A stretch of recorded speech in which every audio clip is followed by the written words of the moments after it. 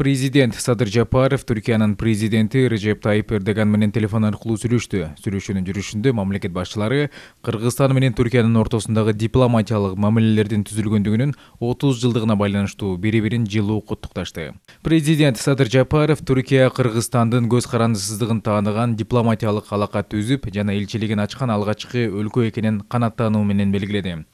Түркия биз үчүн боордош мамлекет, ишенимдүү дос, ошондой эле мезгил сынагынан өткөн өнөктөш. Кыргызстан Түркия менен мамилеге өзгөчө маани берет, деди Садыр Жапаров. Өз кезегинде Режеп Тайип Эрдоган 2021-жылы кыргыз-түрк мамилелерине стратегиялык өнөктөш макамы берилгенине 10 жыл болгонун эске салды. Буга байланыштуу ал стратегиялык кызматташтык боюнча жогорку кеңештин 2021-жылдын июнь айында өткөн жыйынынын жыйынтыгында жетишилген макулдашууларды ишке ашырууга өз ара күч аракетти жумшоону сунуштады. Түрк лидери 2022-жылы боло турган кеңештин кийинки жыйынына катышуу үчүн Кыргызстанга келүү ниетин билдирди.